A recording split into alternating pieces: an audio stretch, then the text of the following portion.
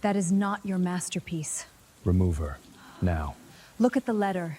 The shadow is wrong. Adrian, she's causing... This painting is a forgery. I can prove it. Lena, don't do this. You'll ruin everything. She's just causing a scene, Adrian. Enough. Control yourselves. The varnish... The portrait is a forgery, Adrian. You have no proof. I have the truth. And you know it.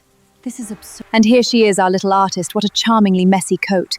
Darling, did you crawl through a dumpster to get here? I restore art. I don't parade in it. Touch that painting again, and I will have you arrested. The entire auction hall froze.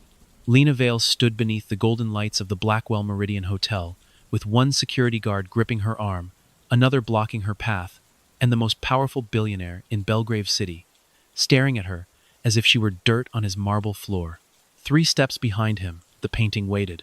$8 million of oil, varnish, lies, and stolen blood. Adrian Blackwell did not know that yet. All he saw was a woman in a plain black coat, with dust on her sleeves, and a cracked leather tool case at her feet, standing too close to the centerpiece of his family's most important auction of the year. All he knew was that she had interrupted the sale. All he cared about was that his fiancée, Vivienne Ashcroft, had gone pale the moment Lena reached for the frame. "Miss Vale," Adrian said, his voice quiet enough to frighten the room more than shouting ever could. "You were hired to clean the surface, not to damage an insured masterpiece in front of half the city." Lena did not look at the guards. She did not look at the guests. She did not even look at Vivienne, though Vivienne's smile had gone so tight it looked painted on. Lena looked only at the woman in the blue dress inside the painting, at the hand resting over the unfinished letter, at the crooked thumb, at the shadow beneath the wrist, at the one detail no forger had bothered to understand. Then she said, "That is not your masterpiece." A low sound moved through the crowd. Not shock yet. Amusement. Disgust. The kind of soft laughter rich people use when someone poor forgets where the invisible line is. Vivienne stepped closer to Adrian and placed one perfect hand on his sleeve. "Adrian," she whispered, loud enough for the front row to hear, "please. She is unstable. I should never have allowed the gallery to hire outside restoration help." That sentence did exactly what it was meant to do. The room stopped seeing Lena as a professional. They saw a servant who had overstepped. A woman paid by the hour standing beneath chandeliers that cost more than her apartment. A nobody trying to embarrass a bride-to-be. Adrian's jaw tightened. "Remove her," he ordered. The guard pulled Lena back. Her shoulder twisted. Her tool case fell open. A cracked, ivory-handled varnish knife slid across the black marble floor and stopped at Adrian Blackwell's shoes. For the first time, something in Lena's face changed. Not fear. Not panic. Pain. Vivienne saw it and smiled. "That tool," Vivienne said sweetly, "should not be anywhere near the painting." Lena looked at her then, just once. "You would know," she said. The smile disappeared from Vivienne's face. Adrian noticed. So did Tomas Greer, the old art examiner, standing beside the auction podium. His fingers tightened around his clipboard. Lena bent to pick up the varnish knife, but the guard yanked her back. Adrian stepped on the edge of the tool with the sole of his polished shoe. "Enough," he said. The word landed like a verdict. And maybe, if Lena had been the kind of woman they believed she was, the story would have ended there. She would have apologized. She would have signed whatever paper they put in front of her. She would have let them sell the painting, marry the families, bury the truth, and hang her mother's last work under another woman's name forever. But Lena Vale had spent 15 years learning how lies behaved under light. She knew they always cracked at the edge first. So she stopped resisting. The guard loosened his grip, thinking she had finally understood her place. Lena lowered her voice. "Mr. Blackwell," she said, "ask your expert why the window shadow falls upward." No one moved. The guests glanced at the painting. The woman in blue sat beside a cracked window. Behind her, the painted dawn spilled across the wall.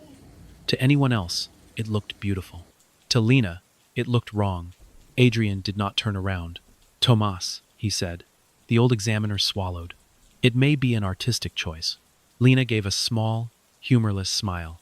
"Then ask him why the varnish is thickest in the one corner no restorer would touch twice." Tomas said nothing. A single bead of sweat moved down his temple. Vivienne's voice sharpened. "She is making things up." "No," Lena said. "I am remembering." The word cut through the hall. Adrian finally turned toward the painting. Lena moved at the same time. Not toward the center, not toward the painted face. Toward the lower left corner, where the false varnish had been laid too thick, too smooth, too lovingly by someone trying to hide what should never have been covered. The guard reached for her again. This time, Adrian raised his hand. "Wait." Vivienne spun toward him. "Adrian." But he was staring at Tomas now. The old examiner looked as though the floor had opened beneath him. Lena knelt in front of the painting. The entire room seemed offended by the sight of her there, beneath the gold frame, on the polished marble, with her black coat brushing the floor, and Adrian Blackwell's security standing over her like she was a criminal. She lifted the cracked ivory varnish knife. Her hand trembled once, then steadied. Adrian saw it. That tiny battle, the tremor, the refusal. The blade touched the corner of the painting. A dry whisper scraped through the silence. Vivienne stopped breathing. A thin curl of golden dust loosened from the surface and drifted down.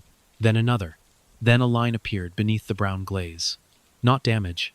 Not a scratch. A litter. Tomas Greer took one step back. "My God," he whispered. Lena scraped again. Slowly, carefully, like she was opening a grave with her bare hands. The hidden mark curved into view. An I, then an S. Then the beginning of a name no one in that room had spoken for years. Isola. Vivienne's glass slipped from her hand and shattered against the floor. The sound cracked through the hall like a gunshot. Every camera turned. Every collector leaned forward. Every smile died. Adrian Blackwell stared at the signature forming beneath the false paint. Then at Lena Vale, the woman he had almost dragged out of his auction like a thief. His voice came out lower than before. "Who are you?" Lena rose slowly. The guard was no longer touching her. No one was. She looked past Adrian, past Vivienne, past the glittering crowd that had laughed at her 30 seconds earlier. Her eyes stayed on the painting, on the hand in the blue dress, on the unfinished letter, on the mother the world had tried to repaint. Then Lena said, "I am the woman whose name your fiancé paid me to erase." The room went silent, and Adrian Blackwell, who had spent his life buying beautiful things, understood too late that he had just tried to sell a stolen ghost. Vivienne Ashcroft was the first person to recover, not because she was innocent. Innocent people panic when the truth moves too quickly. Vivienne did not panic. She bent down slowly, picked up the broken stem of her champagne glass, and smiled at the nearest guest, as if shattered crystal on black marble were only another form of decoration. "Ladies and gentlemen," she said, her voice smooth enough to cover blood, "there has clearly been a misunderstanding." No one believed her. Not completely, but everyone wanted to. That was the secret power of rooms like this. They did not need the truth. They needed the version that allowed dinner to continue, investments to remain safe, marriages to proceed, and family names to stay polished. Adrian stood between Vivienne and Lena, his eyes still fixed on the exposed letters beneath the scraped varnish. Isola. He knew that name. Not well. Not enough. But some names did not need to be remembered clearly to disturb the bones. Behind him, Tomas Greer had not moved. The old examiner's face had gone gray, his clipboard hanging uselessly in one hand. A man who had spent 40 years telling real from false now looked terrified of being asked a simple question. Adrian turned to him. "Tomas." The old man blinked. "Sir, is that signature authentic?" The room leaned in. Vivienne's smile sharpened. "Adrian, this is not the place."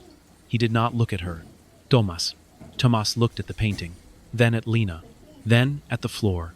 "I would need to examine it under proper light. That is not what I asked." The examiner's throat moved.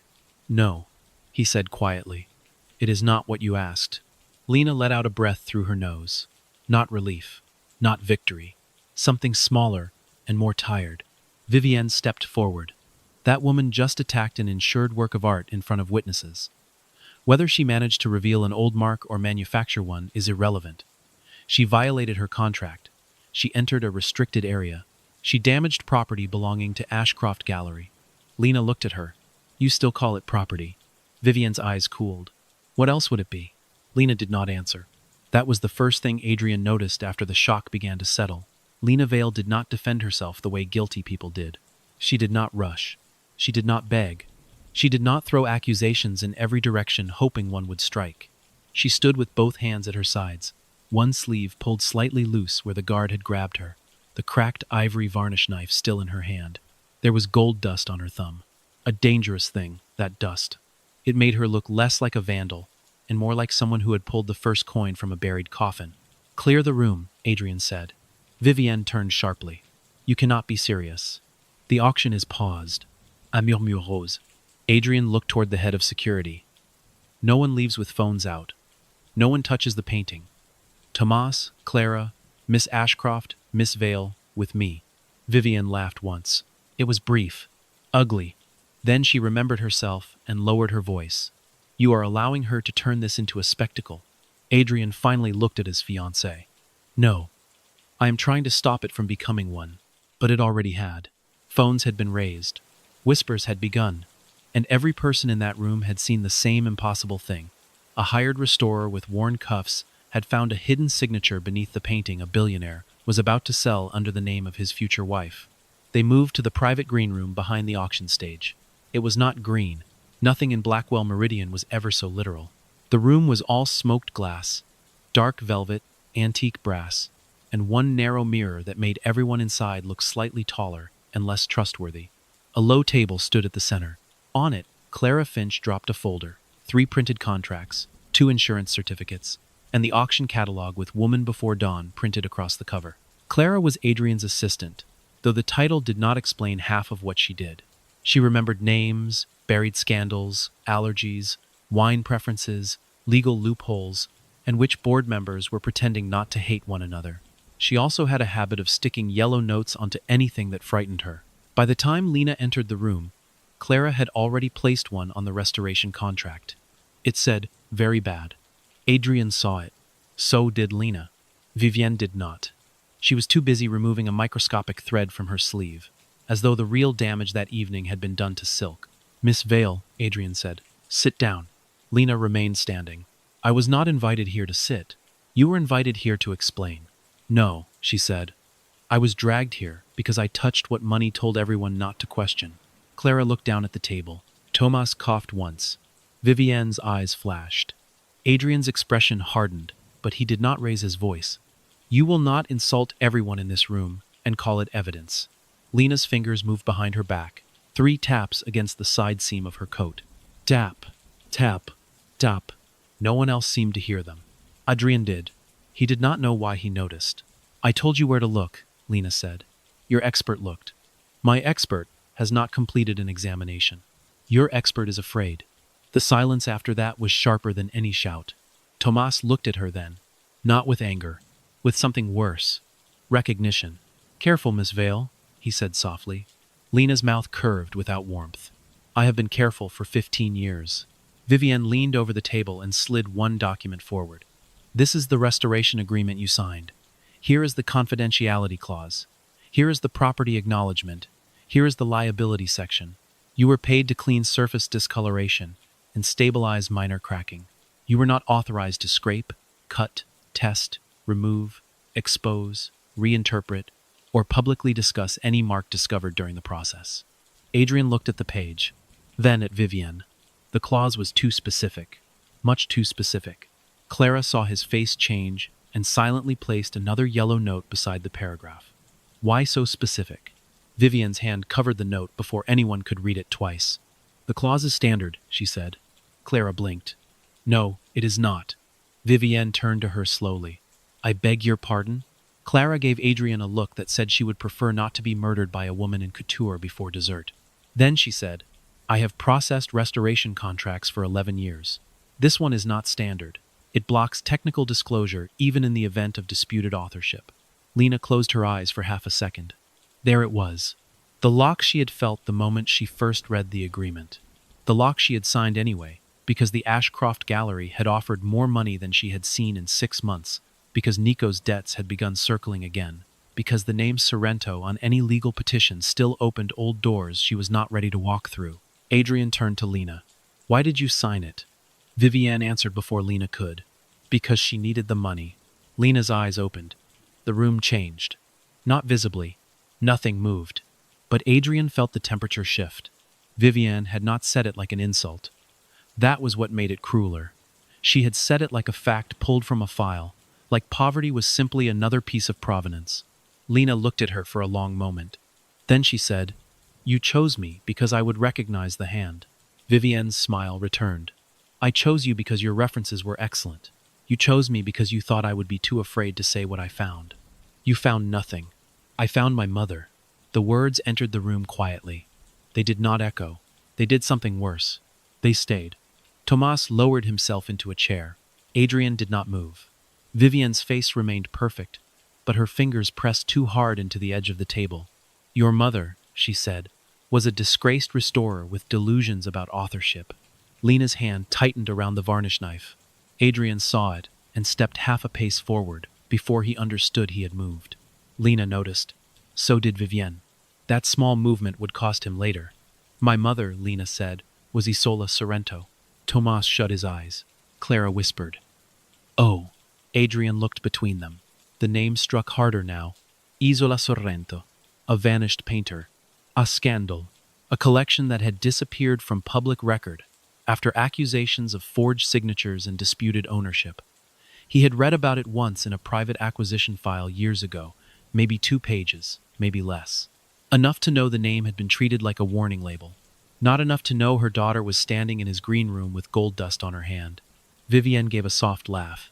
That is a romantic claim. Unfortunately, the art world runs on documentation. Lena looked at Adrian. There was no plea in her eyes, only measurement, as if she were deciding whether he was canvas, frame, or another layer of varnish. Adrian hated that look because he understood too much of it. He picked up the contract. You will leave the painting with Blackwell security, he said. No one from Ashcroft touches it until Tomas completes a technical review. Vivienne stepped toward him. Adrian. He did not stop. Miss Vale, you will also sign a statement that you interfered with the painting without authorization. Lena's expression did not change, but Clara looked up. Tomas stared at the table. Vivienne became still. Adrian continued. The statement will note that the interference revealed a possible mark requiring review. It will not include an admission of intent to damage. Lena looked at the paper he slid toward her, then at him. For a moment, the room held on the edge of something. Maybe trust. Maybe another mistake. Then Lena pushed the paper back. No. Adrian's jaw tightened. This protects you. No. It protects the room. That is not what this is. That is always what this is. She looked at the mirror behind him. A softer frame for the same lie. Vivienne smiled faintly. You are making this very difficult for yourself. Lena picked up her cracked leather tool case. I have had better teachers than you. Adrian moved to block the door. Not close enough to touch her. Close enough to remind her who owned the building. Walk out now, he said. And this becomes a legal matter. Lena looked down at his polished shoes. Then at the tiny smear of gold dust near the toe, where her varnish knife had fallen earlier. Everything is a legal matter to men who are afraid to look closer. She stepped around him. This time, he let her. At the doorway, she paused without turning back. The painting is not upside down, she said. That would be too easy. It is facing the wrong witness. Adrian did not understand. Not yet.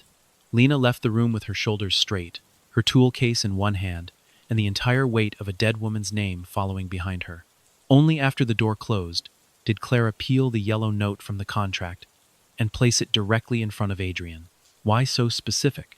Adrian stared at the words. Vivienne touched his arm. Darling, she said, softly now, privately now. You cannot possibly be considering this. Adrian looked through the glass wall toward the auction hall, where the painting had been covered with black cloth.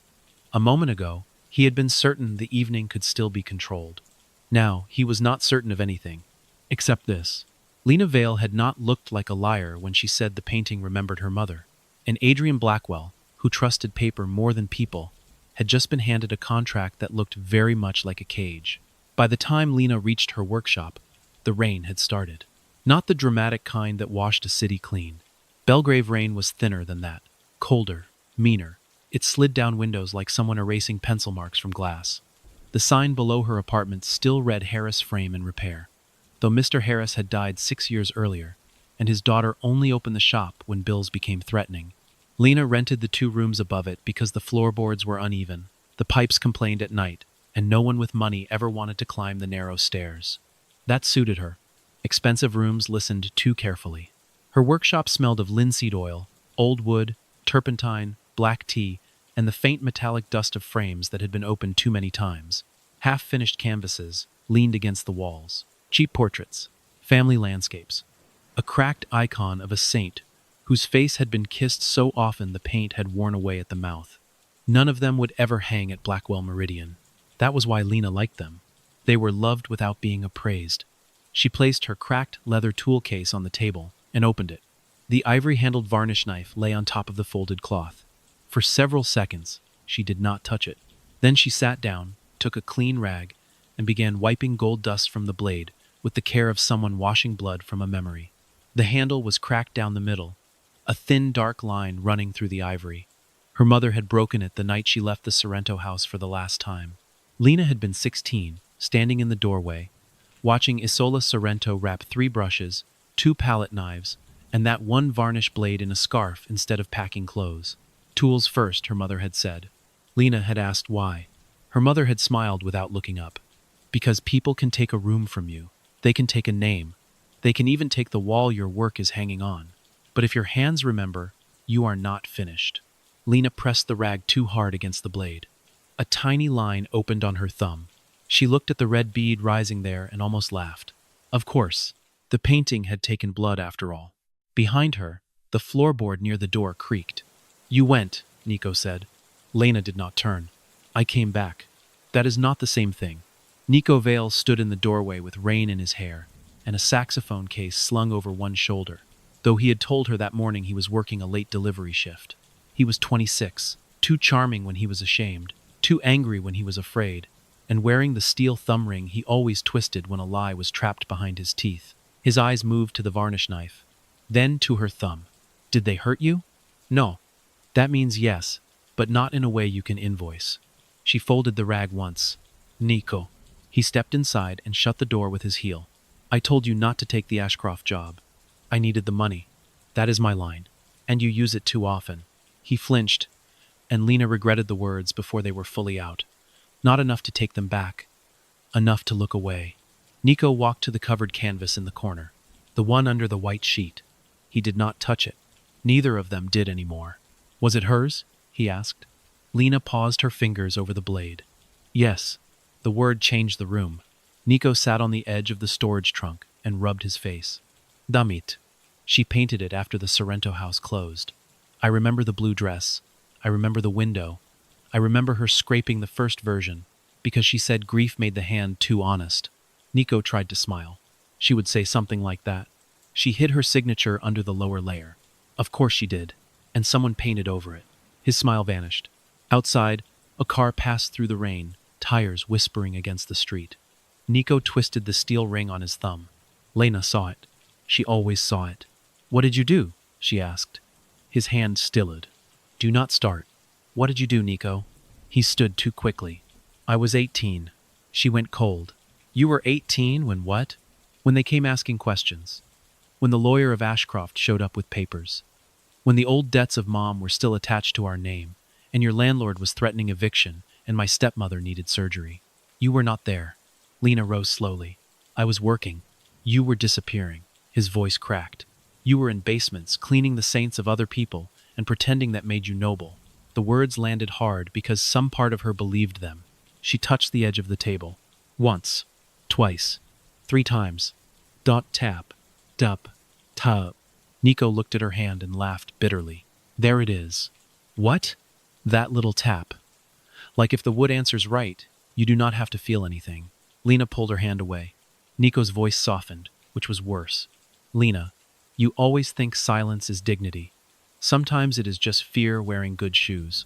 She did not answer, because if she did, she might ask him again what he had signed. And if he answered, the room might become impossible to live in. So she turned back to the table, wrapped the varnish knife in cloth, and placed it in the tool case. Nico watched her close the latch. They will come for you now. They already did. No. His eyes moved toward the rain-black window. Tonight was a warning. Next time they will bring paper. Lena looked at him then. His thumb ring turned once. Twice. Not a third time. Go home, Nico. This is my home too. Not tonight. He stared at her, hurt flashing first, anger following quickly to cover it. Then he picked up his saxophone case and opened the door. At the threshold, he stopped. I did not know what it would cost you, he said. Lena did not turn around. The door closed. Only then did her knees weaken. She sat down in front of the covered canvas and reached toward the white cloth. Her fingers stopped an inch away. She could remove varnish from a painting worth $8 million in front of strangers. But she still could not uncover her mother's last unfinished portrait in an empty room. Across the city, Adrian Blackwell watched the auction footage for the 7th time. Clara stood behind him with a tablet in one hand and a mug of coffee in the other. The coffee had gone cold, but she kept holding it because abandoning it felt like surrender. On the screen, Lena moved toward the painting. Adrian paused the frame. "There," Clara said. "I see it." No, not her hand. Her face.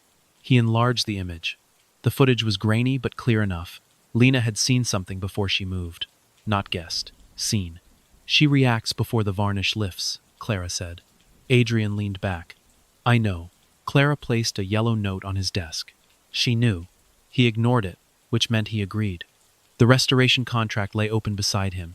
The confidentiality clause had been copied, highlighted, marked, and copied again. It was not simply restrictive, it was surgical. Whoever wrote it had anticipated discovery. "Who drafted this?" Adrian asked. "Officially, Ashcroft Gallery Legal Department. Unofficially?" Clara swiped the tablet. "The metadata points to Vivienne's private office." Adrian looked up. Clara made a face. "I was hoping it would not. Did you tell anyone else?" "No. I enjoy being alive." He turned back to the contract. "Find every acquisition record tied to Ashcroft Gallery and the Sorrento name." Clara was quiet long enough that he noticed. "What?" "You know what happens if you pull that thread. I asked for records, not commentary. You are engaged to Vivienne. I am aware. And Blackwell House needs the Ashcroft merger.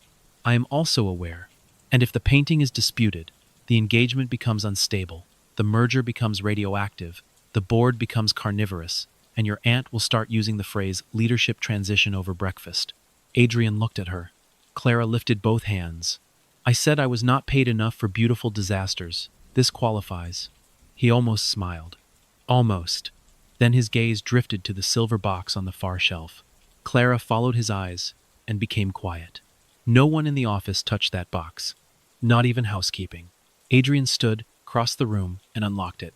Inside lay 7 dried paintbrushes, wrapped in gray silk. His mother's brushes. The last thing she had used before his father sold the painting she loved most to cover a failed hotel acquisition. Adrian had been 14, old enough to understand money, too young to understand that selling one painting could silence a person more completely than death. His mother had not shouted. She had simply stopped painting.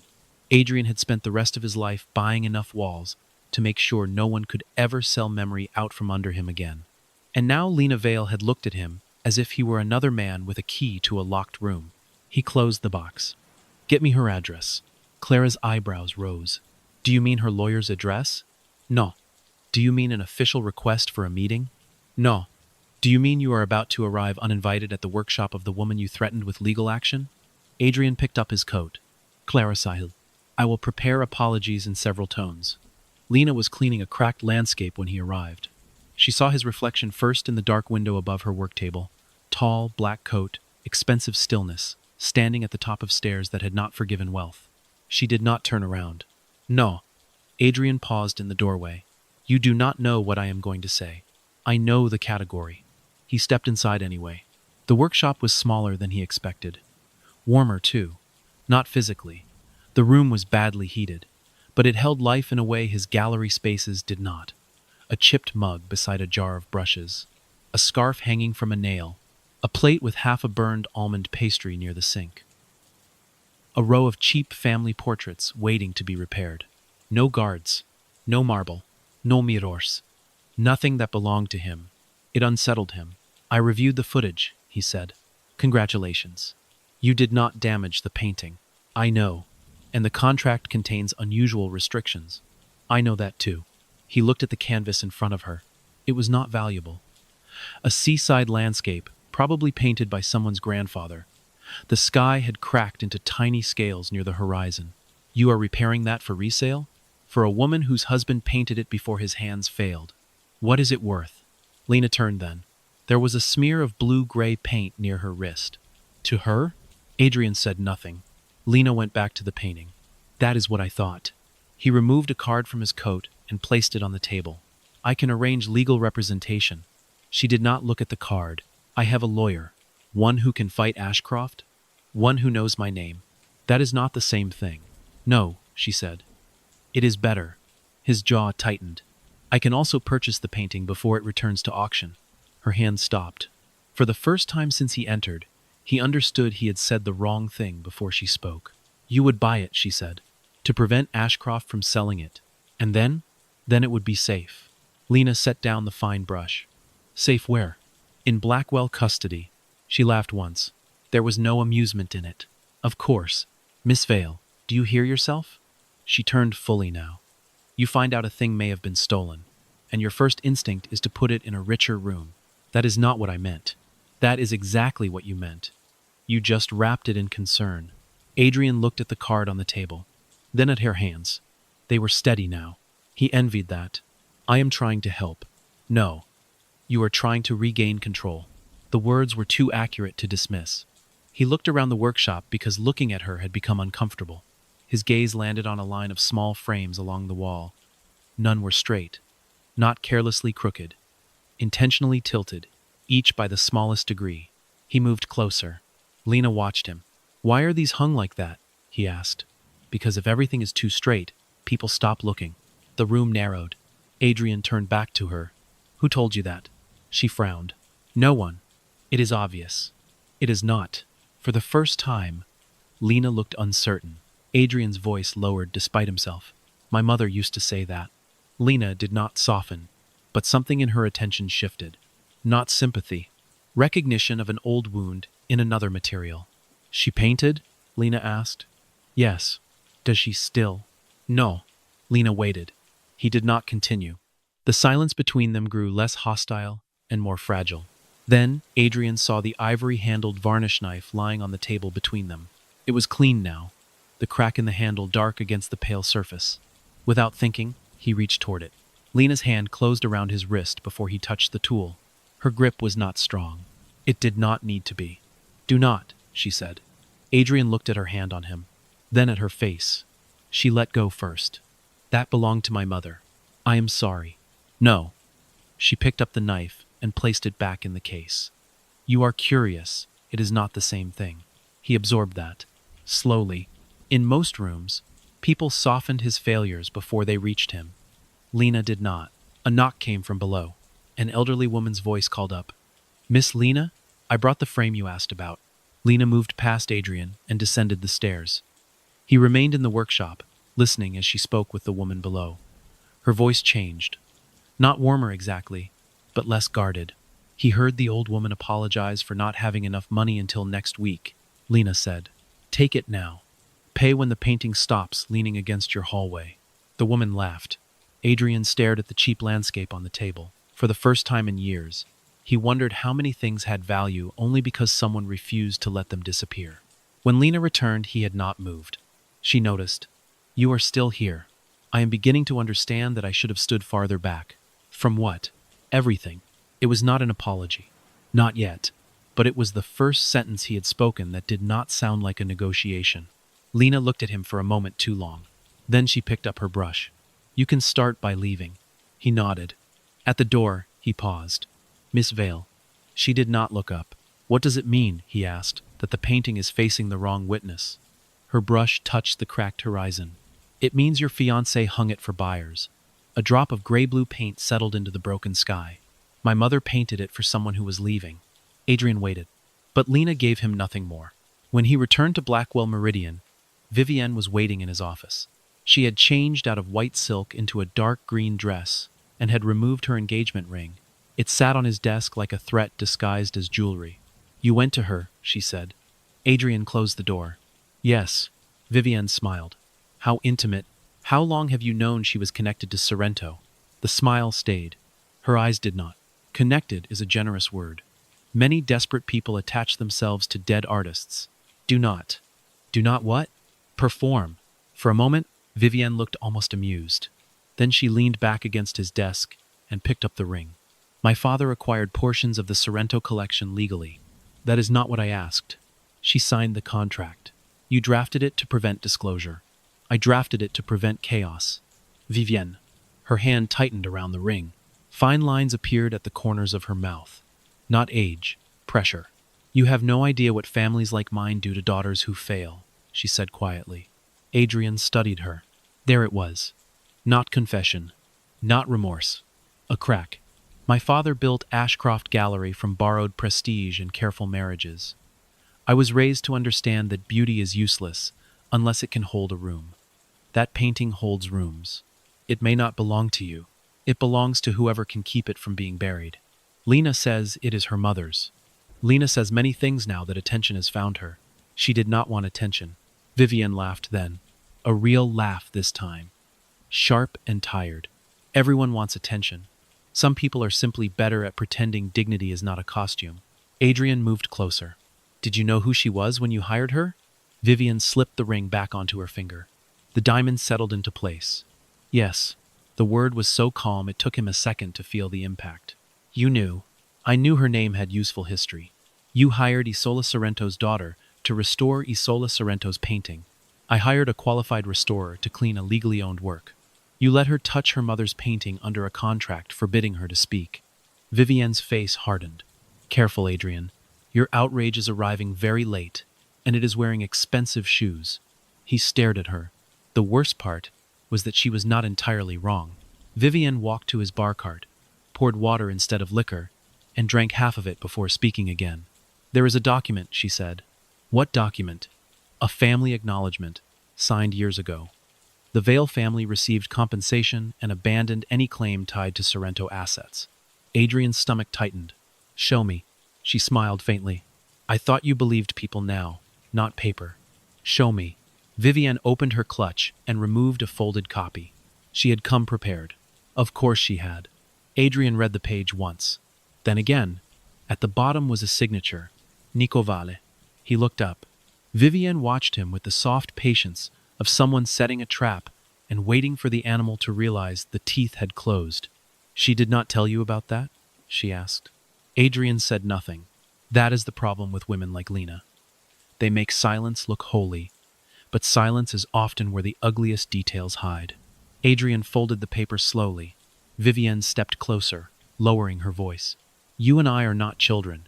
We are not marrying because of poetry. Blackwell needs Ashcroft's gallery network. Ashcroft needs Blackwell's hotels. The board expects the announcement in 3 nights. And the painting will hang in the mirror hall as planned. No. Her eyes sharpened. No. It does not move until Tomas finishes the review. Vivienne's smile vanished completely. For a woman who may already have taken money and signed away every right? For a painting that may have been hidden under your name? She looked at him for a long moment. Then she touched his cheek with 2 fingers. It should have felt intimate. It felt like being inspected for flaws. Do not confuse guilt with love, Adrian. He caught her wrist before she pulled away. And do not confuse possession with truth. Vivienne's gaze dropped to his hand around her wrist. He released her. She picked up her clutch. At the door, she turned. If you break this alliance for Lena Vale, she will not thank you. Women like that do not know what to do with rescue. Adrian thought of Lena's hand stopping his before he touched the varnish knife. No, he said quietly. They know exactly what rescue costs. Vivienne left. Adrian remained in the office long after midnight.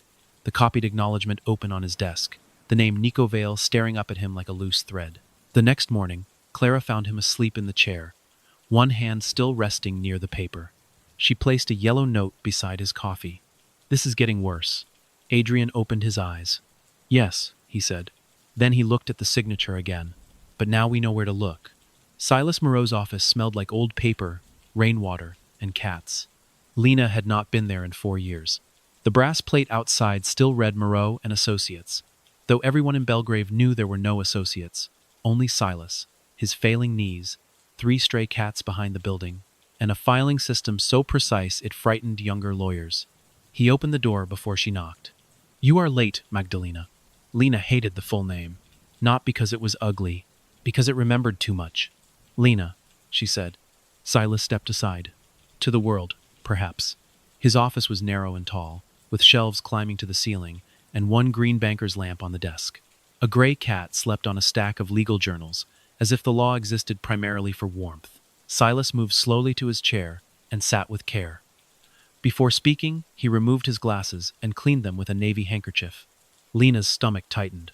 He only did that before bad news. You saw the painting, he said. Yes. Is it Isola's? Lena looked at the rain tracing the window. Yes. Silas closed his eyes. For a moment, he looked less like a lawyer, and more like an old man who had kept a door shut for too long and heard something moving behind it. I was afraid of that. You knew it existed? I suspected one final work had survived. Your mother mentioned a blue dress once, a window, an unfinished letter. Lena turned back. And you did not tell me? I had no proof. You had memory. In court, memory is a candle in a storm. I am not asking for court. Silas looked at her over the rim of his glasses. No. You are asking for war. The word sat between them. War sounded too loud for paintings and contracts, and women in silk dresses. But Lena knew better. Families like Ashcroft did not have to raise guns to destroy people. They raised paperwork. They raised questions. They raised doubt in rooms where doubt was enough to starve a name. Silas opened a drawer and removed a thin folder tied with black ribbon. Lena did not sit. He placed the folder on the desk. Before you open this, you should know something. Tell me. Your brother was young. The room narrowed. Lena stared at the folder. What did he sign? Silas did not answer immediately. He untied the ribbon and turned the first page toward her. There it was. Nico Vale's signature. Messier than it was now. Younger. Too large. Trying to look like a man's handwriting. The document stated that surviving members of the Vale household had accepted private compensation from Ashcroft Gallery and waived any future dispute regarding works attributed to or derived from the Sorrento estate. Lena read it once. Then again. The letters did not change. Silas said quietly, Your stepmother's surgery was scheduled that week. Lena's hands stayed at her sides. She lived, Lena said. Yes. My mother's name did not. Silas did not look away. No. Outside. A siren passed somewhere far off, then faded into rain. Lena reached for the document. Her fingers stopped before touching it. If she touched it, it would become real, in a way looking had not yet made it real. How much? She asked. Silas removed another page. The number was not large. That was what hurt most. It was not enough money to purchase a life. It had been just enough to purchase silence from frightened people. Lena gave a small, empty laugh. That is what her name cost? No, Silas said. That is what they hoped your hunger would accept. Something inside her flinched. Hunger. What a clean word for the way shame entered a kitchen. For counting coins under yellow light, for deciding which bill could wait. For watching Nico pretend not to notice when she skipped dinner. For hearing her mother cough into a cloth and say she was only tired. Silas pushed the folder closer. This does not destroy your claim.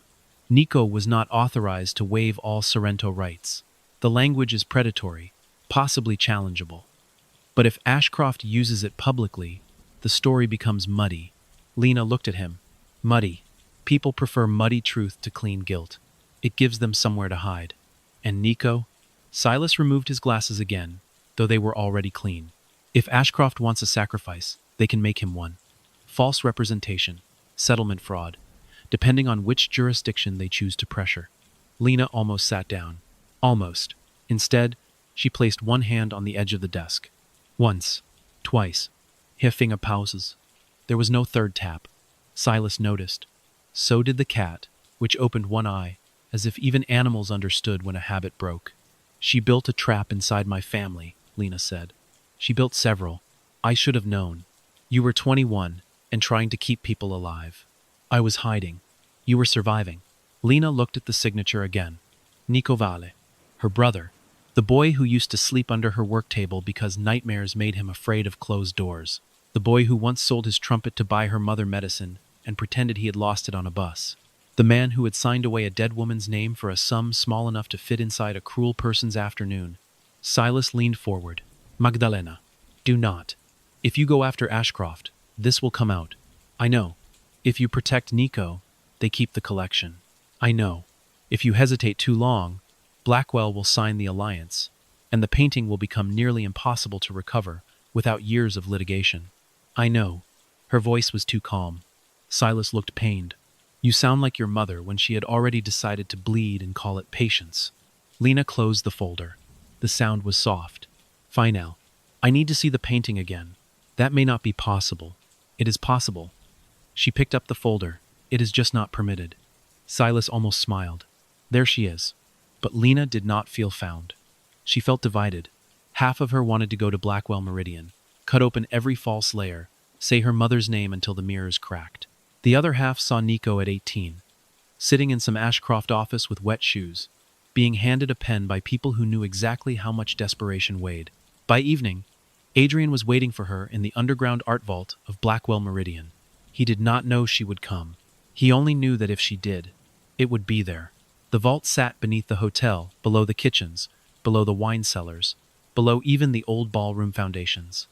The air was temperature-controlled, dry, and too clean. Rows of paintings rested behind sliding metal screens. Sculptures slept beneath linen. Crates marked private acquisition lined the walls like coffins that had paid for better wood. Lena entered without greeting him. "How did you get past security?" Adrian asked. She held up Clara's visitor badge. He exhaled through his nose. "Of course. Your assistant likes disasters. She says the same about you. That makes one of us honest." Adrian did not smile. The covered painting stood on an examination easel beneath angled conservation lights. The black cloth had been removed. Woman Before Dawn looked different down here, less triumphant, more trapped. Lena stopped several feet away. The distance hurt. Adrian saw it. He also saw the folder in her hand. "Vivienne showed me the acknowledgement," he said. Lena's face changed so slightly another man might have missed it. Adrian did not. "Nico signed it," he continued. She looked at the painting. "Yes. Did you know?" "No." He believed her immediately. The realization unsettled him. Because the evidence was not complete, the paper existed, the signature existed, the legal risk existed. Yet some part of him believed her before the documents had made room for belief, and that frightened him more than doubt. Lena placed the folder on a metal table. "Silas says it can be challenged. Then let me help." Her eyes closed. Adrian heard the mistake before she opened them. "How?" she asked. "I can bring in counsel, quietly, the best Providence attorneys in Europe. I can freeze the painting under Blackwell authority, and place everything under your authority. That is not what I mean. It is always what you mean first." He stepped back. The vault hummed around them. Machines preserving dead colors. "I am trying," he said. "I know." The softness of that made it worse. She walked to the painting but did not touch it. "The night my mother left the Sorrento house, she told me never to restore a painting while angry. She said anger makes the hand want to punish the surface." Adrian watched her profile under the conservation light. "Are you angry now?" "Yes." "At Vivienne?" "At her. At Nico. At Silas. At myself." She turned to him. "And at you." He accepted that. Or tried to. "For what I did in the auction hall. For that, yes." Her eyes stayed on his. "But more for what you did after." He went still. Lena's voice lowered. "You looked at me like I might be telling the truth. Then every time truth became expensive, you reached for paper." Adrian did not answer. Because she was right. He had watched her scrape a hidden signature out of a lie. He had gone to her workshop. He had felt the shape of something old and human in the way she understood his mother's crooked frames. And still, when Vivienne placed Nico's signed document in front of him, his first instinct had been to ask what could be proven, not what could be true. "I needed to know," he said. "No," Lena said. "You needed to be safe." The vault grew very quiet. Somewhere behind the walls, a climate unit clicked on. A long mechanical breath filled the room. Adrian looked at the painting because looking at Lena had become too exact. "My father sold my mother's favorite painting when I was 14, he said. Lena did not move. He needed capital for a hotel acquisition. He called it temporary, necessary, strategic. My mother did not argue. She just stopped painting. His hands curled once, then relaxed. I spent my life making sure nothing I loved could be taken from a wall without my permission." Lena's face softened by less than an inch. It was enough to make him reckless. "I know what it is to watch a memory become someone else's asset." "No," she said gently. The gentleness cut deeper than anger. "You know what it is to lose something. You do not yet know what it is to have people tell you it was never yours." He absorbed that. Slowly, the distinction entered him like a blade drawn carefully through varnish. Lena opened her tool case. The cracked ivory handle caught the light. Adrian looked at it. "You brought it." "I always do." She lifted the knife and held it toward him. For one irrational second, he thought she was trusting him. Then she placed it on the table between them. Keep it. His eyes moved to her face. Why? Because you trust objects more than living people. He did not touch it. Lena pushed it closer. There. Now you have something real. Lena. She flinched at her name and his voice. Not because it was rough. Because it was not. That almost undid her. So she closed the case, leaving the knife outside, and stepped away from the painting. Vivienne is using Nico because she knows I will not burn him to keep myself warm. She is counting on that. Yes. What will you do? Lena looked at her mother's painted hands. I do not know. It was the first unguarded thing she had given him. He should have protected it. Instead, he did what Adrian Blackwell had already done when something fragile entered the Ada room. He searched for structure. For now, do nothing. I will delay the alliance announcement. I will have Clara gather. No. Lena, if you move too quickly, do you believe me? The question came without warning. It stood between them, bare and impossible. Adrian looked at her. The wrong answer was anything except yes. He knew that. He still hesitated. Not long, just a breath. But some breaths are long enough to break a bridge. Lena saw it happen. Her face did not crumple. That would have been easier for him. Instead, every visible part of her became still. Right, she said. I do believe there is enough to question. She laughed. One sound. Flat. Enough to question. That is not what I meant. It is exactly what you meant. You believe the painting might be hers. You believe Vivienne may have lied. You believe Nico complicates the claim. You believe this deserves investigation. Her eyes met his. But you do not believe me. The vault's mechanical hum filled the silence where his answer should have been. Lena nodded once. Not to him. To herself. Then she turned and walked toward the exit. Adrian took one step. Stopped. The ivory-handled knife lay on the table between them. He could call her back. He could say yes now. He could say he was afraid. He could say that believing her meant stepping outside the only language he had ever trusted. He said nothing. The vault door closed behind her. The sound was not loud. It did not need to be. Adrian stood alone with the painting, the folder, and the tools she had left behind like a verdict. For a long time, he did not move. Then he reached toward the varnish knife. His fingers stopped above the cracked handle. Do not touch what you do not understand. He withdrew his hand. Upstairs, Blackwell Meridian was preparing for the alliance announcement. Florists moved white orchids into the mirror hall. Staff polished glass until no fingerprints survived. The catering director argued about champagne towers. A lighting crew adjusted beams toward the central wall, where Woman Before Dawn would hang during the signing ceremony. Adrian watched it all from the balcony, with the stillness of a man viewing his own execution and admiring the architecture. Clara found him there near midnight. She carried no tablet this time, only coffee, and a yellow note stuck to the cup. Drink this, or die. He took it. Subtle. I am diversifying my communication style. Below, workers lifted the painting into position. Adrian's hand tightened around the cup. Clara followed his gaze. She left the knife. I know. That feels bad. It is.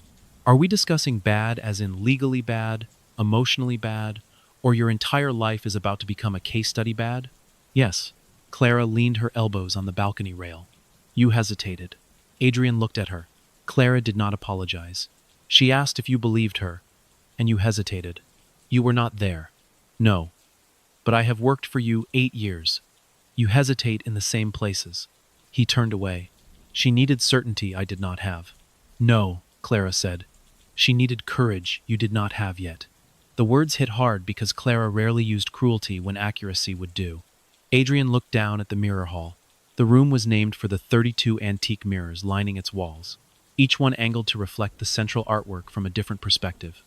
On gala nights, guests loved it. They said it made every painting feel infinite. Adrian had always liked the room. Tonight it looked obscene. A lie multiplied 32 times was not more beautiful. It was just better distributed. Behind him, a cane tapped once against marble. Mrs. Eleanor Blackwell approached without hurry, as she did everything. Adrian's grandmother wore dark blue, her white hair pinned at the nape of her neck, one dried flower tucked into the old hotel ledger she carried under her arm. Your aunt is downstairs rehearsing outrage, she said. Adrian exhaled. Only rehearsing? 4 now. Clara straightened. Mrs. Blackwell, Clara, you look as if you have not slept. I have chosen professional haunting. Eleanor's mouth curved. Then she turned to Adrian. You are going to sign tomorrow. It was not a question. It is expected. Many foolish things are. He looked at his grandmother. She rested both hands on the ledger. When your mother hung the first portraits in this hotel, your father complained they were crooked. She said if everything was too straight, people would stop looking. Adrian looked away. Lena said the same thing. I know. His eyes returned to her. Eleanor's gaze remained on the painting below. She came here once, years ago, your mother, Isola Sorrento. The name moved through him. You knew her? A little. Enough to know she did not forge what they said she forged. Adrian's pulse changed. Why did you never tell me? Because your father told me not to bring old scandals into a house already full of new ones, and because I was a coward in more elegant clothing than most. The honesty left him silent. Eleanor opened the ledger and removed a small dried flower, placing it on the balcony rail. I have been thinking about cowardice tonight. It ages badly. Adrian looked down at the mirror hall. What do you know about the painting? Less than I should. More than Vivienne hopes. Grandmother. Eleanor looked at him then. You are asking the wrong question. He almost laughed. Everyone keeps telling me that. Good. Perhaps one of us will be heard. What is the right question? She stepped closer, her voice lower now. Are you trying to protect the truth, Adrian? Or are you trying to protect yourself from choosing before the truth is convenient? Clara became very interested in the coffee cup. Adrian did not answer. Eleanor touched his sleeve. You think caution is moral because it wears clean gloves. Sometimes it is only fear refusing to leave fingerprints. Below, the painting was raised onto the central wall. Wrong witness. Wrong light. Wrong room. Adrian saw it then. Not fully. Enough. He turned and walked toward his private office. Clara followed. His grandmother did not. The silver box waited where he had left it. For years, Adrian had opened it only to look. This time, he removed one of his mother's dried brushes and held it in his hand. The bristles were stiff, useless for painting, still real. He opened the drawer beneath the desk and took out Lena's varnish knife. For a moment, the two objects lay side by side, his mother's brush, her mother's blade. One made color, one uncovered it. He almost placed the knife inside the silver box, then stopped. No, that would be another theft. He wrapped the knife in a clean cloth and put it in his coat pocket. Clara watched from the doorway. What are we doing? She asked. Adrian closed the silver box. Tomorrow, I am not signing. Clara blinked. Just to clarify, when you say not signing, you mean not signing the alliance contract in front of every board member, collector, Ashcroft representative, and gossip columnist currently sharpening knives downstairs? Yes. Lovely. Catastrophic. Clear. And Clara? Yes? Fint Lena.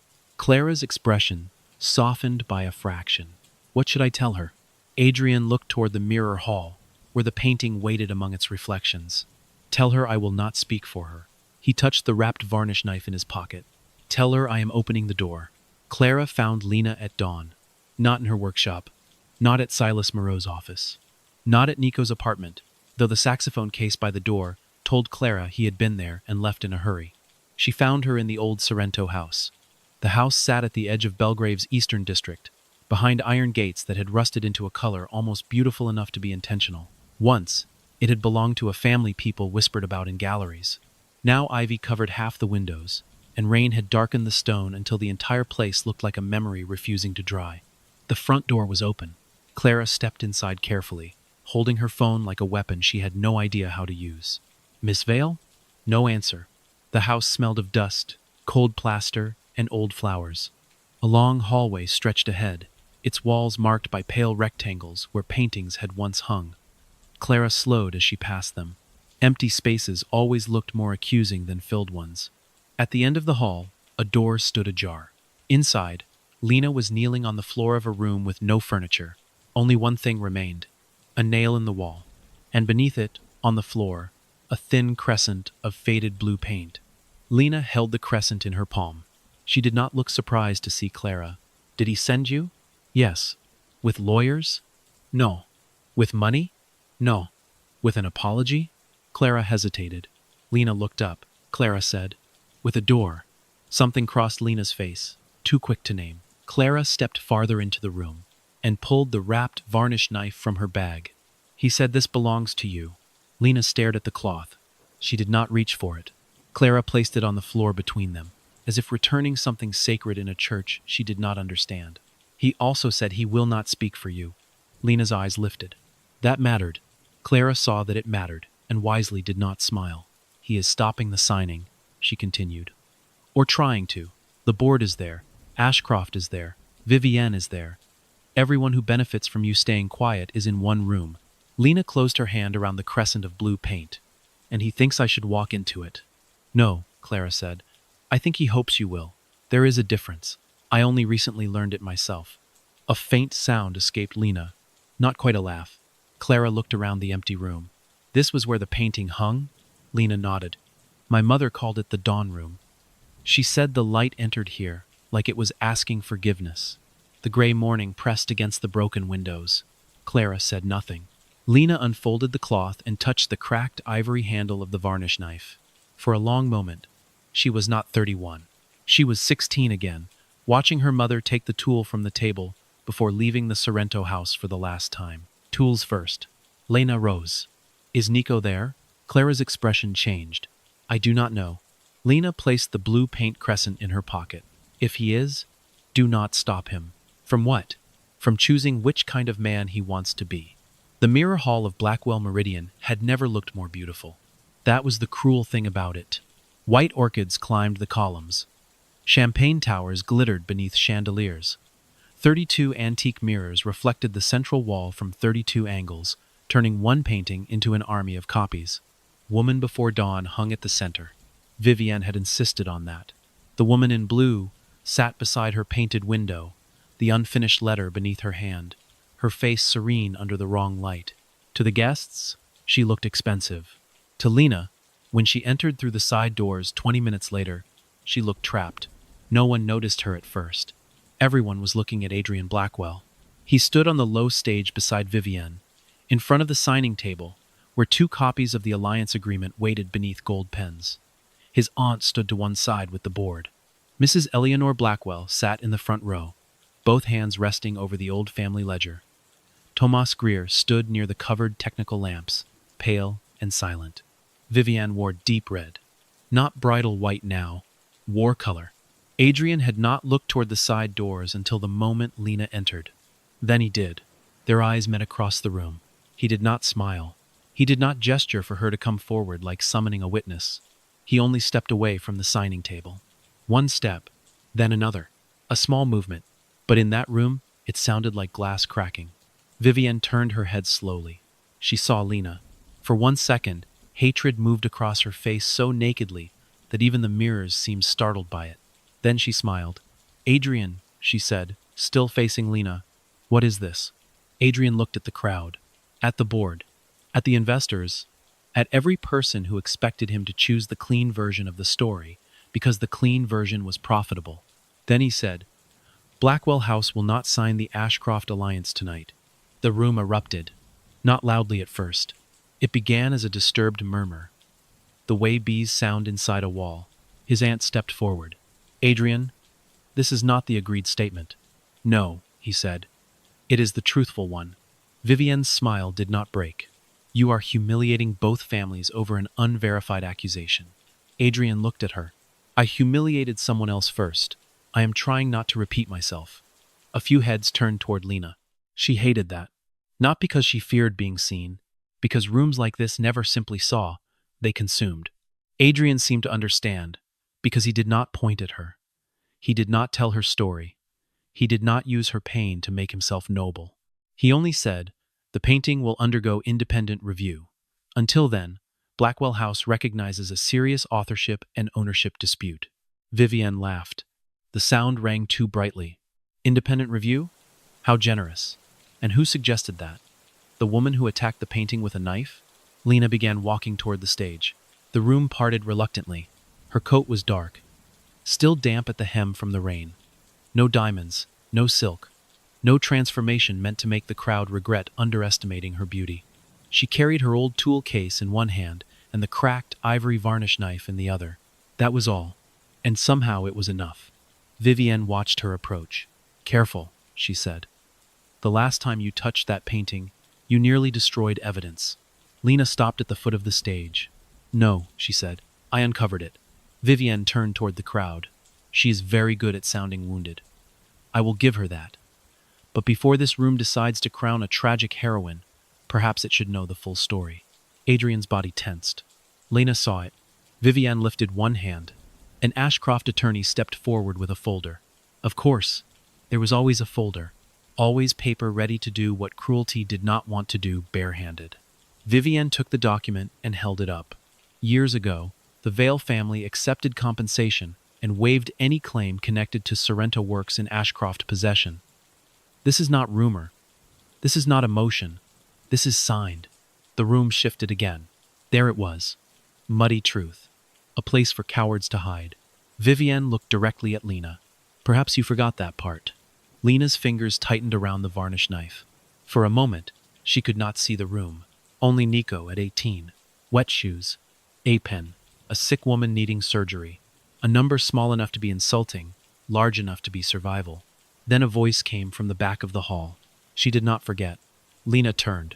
Nico stood near the entrance in a dark jacket too thin for the weather, saxophone case still in his hand. His hair was damp. His face looked younger than it had in years. Security moved toward him. Adrian lifted his hand. This time, not to remove someone, to stop anyone from touching him. Nico walked forward. Every step seemed to cost him. Vivienne's expression flickered. Just once. Nico saw it and almost smiled. Hello, Miss Ashcroft. She said nothing. He looked at the room.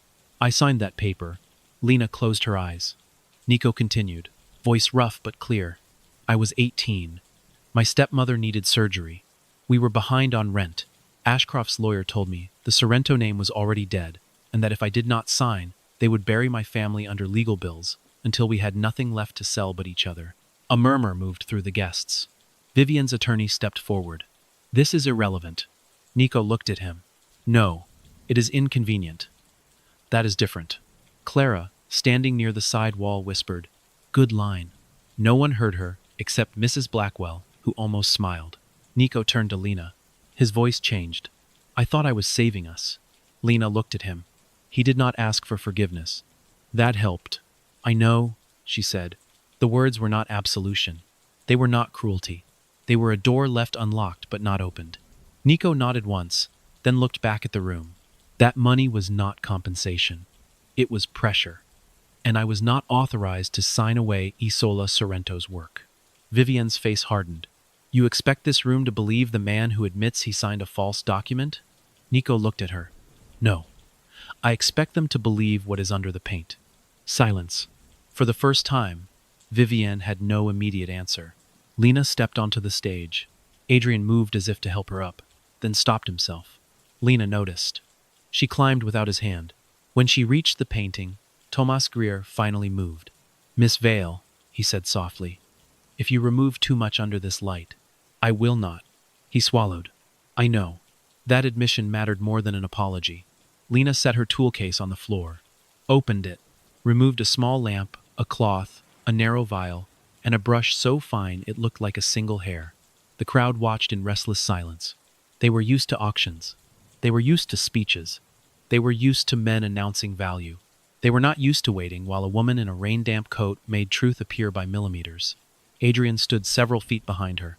Not beside her. Not in front. Behind. Vivienne saw the position and understood what it meant. Her voice dropped. Adrian, if you let her do this, there is no alliance left to save. He did not look away from Lena. I know. In Blackwell House? I will answer to them. For here? This time, he did look at Vivienne.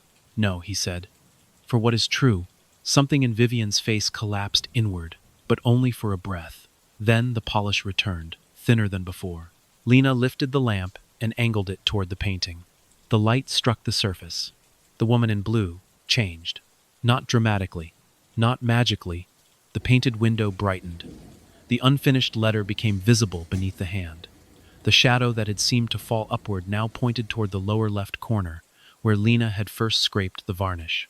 Lena spoke without turning. My mother painted for angled light, never direct. Direct light flatters lies. Thomas stepped closer. She used layered gold ground beneath shadow, he said, almost to himself. I have only seen that in 3 confirmed Sorrento works. Vivienne said sharply. Technique can be imitated. Lena nodded. Yes. Then she touched the frame. Once, twice, 3 times. Tap, tap, tap. The sound carried through the mirror hall. No one laughed now. Lena took the varnish knife and placed its edge exactly where the light gathered. The scrape was soft, dry, painfully careful. Gold dust loosened. Then the hidden letters emerged further. Isola. Then beneath it, not a surname yet, but a second line. A dedication. Lena's breath caught. Adrian heard it. Everyone else only saw her pause. Vivienne saw the pause and seized it. There, she said. Even she is uncertain. Lena did not answer. She bent closer. The dedication appeared slowly, each word freed from under another person's paint. For my Magdalena, who sees what others hang wrong. The room vanished. Lena was no longer in the mirror hall. She was 9 years old, standing barefoot in a restoration room, while her mother tilted a canvas toward dawn. Before your hands enter a room, Isola had said, your eyes must ask permission first. Lena's fingers shook. This time, she did not hide it. Adrian took 1/2 step forward. Stopped. Let the shaking be hers. Let the room see that truth did not need to arrive clean. Tomas Greer removed his glasses. His voice was rough. That inscription was not in the Ashcroft catalog. No, Lena said. She turned at last, facing the room. Not triumphant. Not broken. Only awake. Because Ashcroft never owned the story. Only the surface. The mirrors behind her caught 32 versions of Vivienne. 32 beautiful women standing very still. None of them original. Vivienne's face had gone white beneath the makeup. My father acquired. Your father acquired silence, Lena said. Vivienne stepped toward her. You think this makes you Sorrento because your mother hid a sentimental note under a painting? Lena looked at her. No. I was Sorrento before anyone in this room needed proof. The words did not need volume. They traveled anyway. Vivienne's mouth opened, closed. For the first time that night, she looked young. Not innocent. Young. As if somewhere under the silk and training and cruelty, there was still a girl who had once wanted to make something instead of own everything. Adrian saw it too. But seeing someone's wound did not excuse what they had done with it. Thomas stepped forward and faced the crowd. As Blackwell House Senior Examiner, I am formally recommending immediate suspension of the sale and alliance display, pending independent authentication. Based on visible inscription, ground technique, varnish layering, directional composition, and concealed signature structure, this work is consistent with Isola Sorrento's hand. The hall erupted. This time, not murmurs. Voices. Question. Gasps. A board member cursed under his breath. A collector lifted her phone. Mrs. Blackwell closed the old ledger in her lap. Clara placed a yellow note on her own sleeve. History, apparently. Adrian turned to the board. The alliance is suspended. His aunt spoke through her teeth. You do not have unilateral authority to destroy this negotiation. No, Adrian said. Only to refuse my signature. And your position? He looked at Lena, then at the painting, then at the room that had spent generations mistaking ownership for truth. My position is less valuable than the thing it is asking me to betray. That did it. The sentence spread across the room faster than any official announcement. Vivienne looked at him as if he had struck her, though he had not touched her. You are choosing her. Adrian shook his head. I am choosing not to be used to erase her. The difference mattered. Lena heard it. She did not forgive him, but she heard it. Vivienne stepped back. For a moment, her reflection multiplied behind her until she seemed surrounded by all the selves she had performed to survive. Daughter, heiress, fiancée, collector, original, thief. Her hand moved to the engagement ring. She twisted it once, then pulled it off. The gesture was calm. Too calm. She placed the ring on the signing table. It landed beside the unsigned contract. A tiny sound. A public ending. You will regret this, she said to Adrian. He did not answer. Vivienne turned to Lena. Her eyes were wet now, but nothing fell. You have no idea what it is like to be raised in a house where being replaceable is worse than being cruel. Lena held the varnish knife at her side. No, she said. But I know what it is like to be replaced. Vivienne looked away first. That was her defeat. Not the documents. Not the cancelled alliance. Not even the exposed inscription. It was looking away from the woman whose name she had tried to turn into dust. Security did not drag Vivienne out. No one applauded when she left. That mattered. Some endings should not be given music. She walked through the mirrored hall with her back straight, 32 reflections following her, until the doors closed and every copy vanished at once. Only then did the room seem to breathe again. Lena turned back to the painting. The inscription glowed faintly beneath the angled light. For my Magdalena, who sees what others hang wrong. Adrian approached slowly. He stopped at arm's length and took the wrapped varnish knife from his coat pocket. He did not hand it to her palm. He placed it on the edge of the tool case. Her eyes moved from the knife to his face. I should have believed you sooner, he said. Yes, Lena said. The answer was quiet. It was not cruel. That made it heavier. Adrian nodded. I know. No, she said. You are beginning to. He accepted that too. Behind them, the guests were still speaking, the board still panicking, Clara still organizing collapse into manageable categories. But for one small second, the center of the room belonged to neither Blackwell nor Ashcroft. It belonged to a woman in a rain-damp coat, to a cracked ivory knife, to a hidden line of gold, to a name painted under a lie, and waiting all those years for the right hands to remember it. The story did not end in applause. That was what people later misunderstood. There were headlines, of course.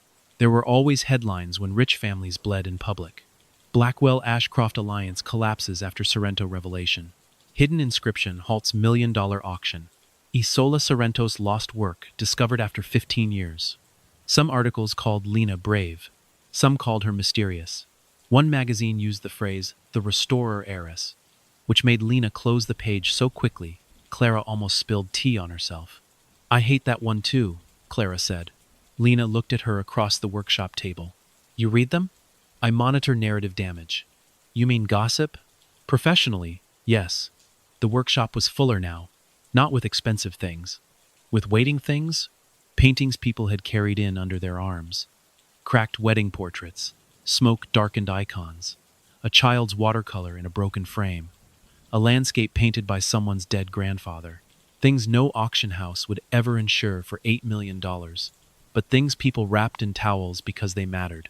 The Sorrento collection had been legally frozen under independent review.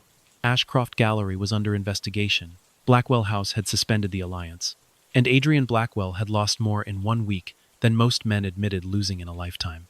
His aunt had forced an emergency board vote. He kept his name, but not his full control.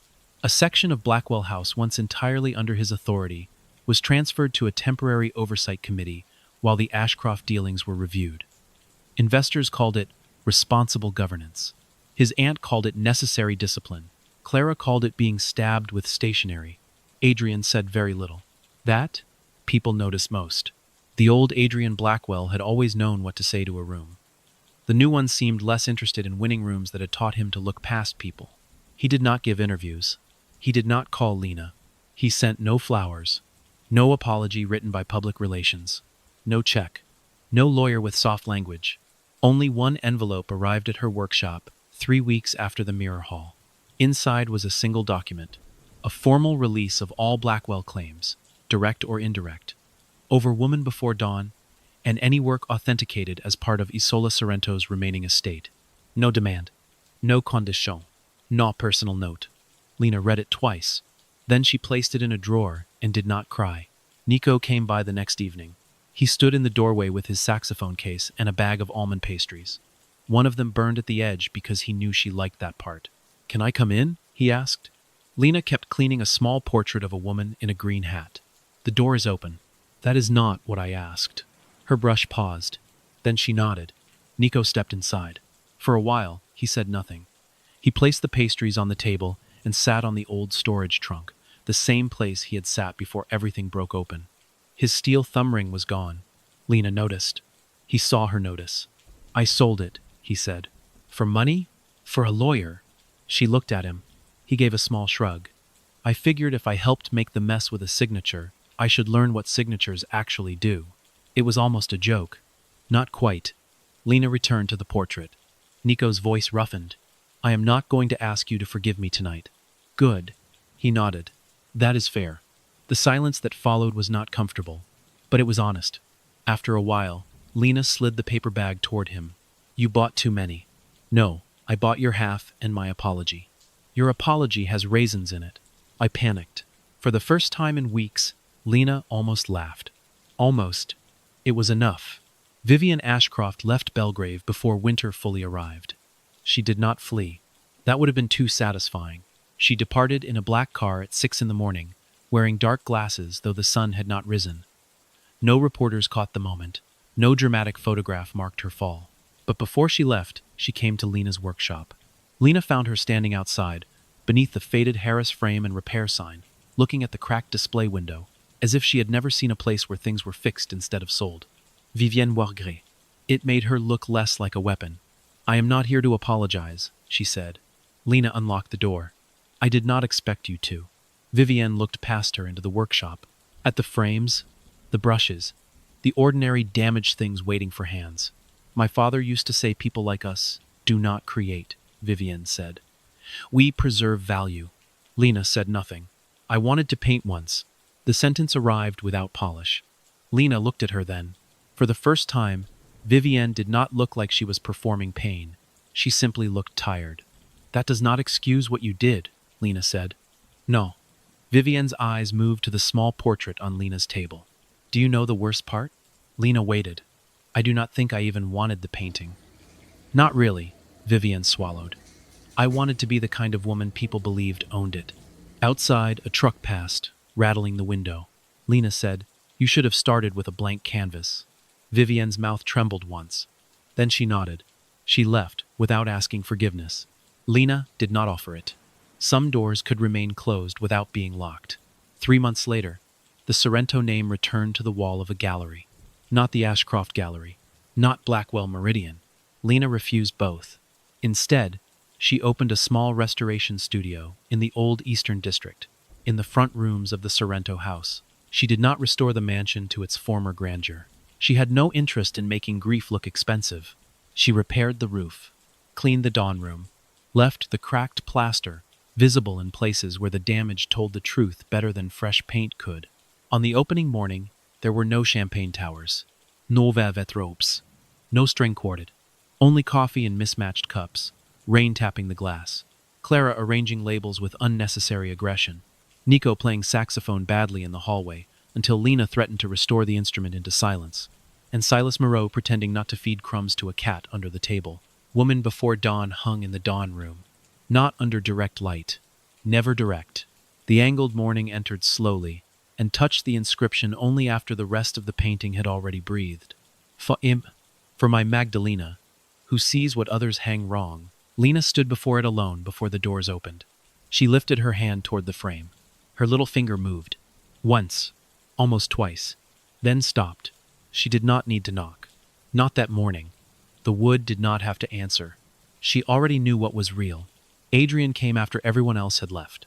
Dusk had softened the house. Lena was in the workroom, cleaning old varnish from a small painting of a child holding a red kite. She heard the floorboard near the entrance complain under a careful step. She did not turn.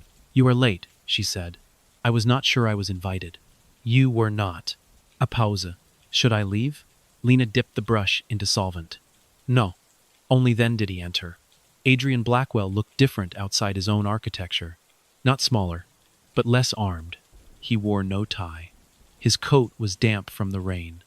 In his hands, wrapped in gray cloth, was a painting about the size of a window. He set it down gently near the table. I found it, he said. Lena looked at the cloth. My mother's painting. The one my father sold. That made her turn. Adrian's hand rested on the wrapped frame, but only on the cloth. I bought it back. Of course you did. His mouth tightened, but he accepted the hit. Then he said, I did not bring it for you to fix. Lena waited. I brought it because I do not know what to do with something that came back too late. The room became quiet. Outside, rain touched the old windows. Lena understood too well. She wiped her brush, set it down, and walked to the painting. She did not uncover it. Not yet. Instead, she looked at Adrian. You could hang it. I could. You could insure it. I could. You could lock it in a vault. His eyes met hers. I could. But you came here. Yes. Why? He took a breath. Because old instincts did not vanish just because a man finally saw them. They waited. They asked to be obeyed. Adrian looked at the table, the tools, the damaged child with the red kite, then back at her. Because I am trying to learn how to sit beside something without owning what it means. Lena did not answer. The old Adrian would have filled the silence. The new one stood inside it, uncomfortable but still. That mattered. Not enough to erase. Enough to begin. She walked to the corner and pulled out a wooden chair. It scraped lightly against the floor. She set it beside the restoration table, not across from her. Beside. Adrian looked at the chair, as if it were a sentence in a language he had just begun to read. "May I?" he asked. Lena returned to her work. "Yes." He sat. He did not touch the tools. He did not touch the painting. He did not touch her. For a while, the only sound was the rain, the brush, and the soft breathing of a house no longer pretending it had never been wounded. After several minutes, Lena opened a small glass case on the shelf beside her. Inside, she placed the cracked, ivory-handled varnish knife. The tool lay there under simple light. No gold plaque, no auction estimate, no family crest, only a handwritten label beneath it, for the hands that remembered. Adrian read the words but said nothing. Lena was grateful for that. There were things silence could still do well when it was not being used as a hiding place. She returned to the child with the red kite. The varnish lifted slowly. Underneath, the sky was brighter than it had first appeared. Adrian watched, not as a buyer, not as a savior, not yet as a lover who had earned the name, only as a man learning that some truths returned by millimeters, and that the hand holding the blade had the right to decide when the surface was ready. Lena rested her little finger against the wooden frame. For 1 second, he thought she might tap it 3 times. The old rhythm, the test, the question, tap, tap, tap. But she did not. Her hand stayed still, and in that stillness, Adrian understood the closest thing to forgiveness she could offer him that day. Not the words, not the kiss, not the easy ending people would have preferred, only a chair, a quiet room, and permission to remain without touching what was not his. Outside, Belgrave rain blurred the windows. Inside, Lena Vale worked beneath angled light, restoring a sky no one rich would have bothered saving. And Adrian Blackwell sat beside her, finally learning how to look.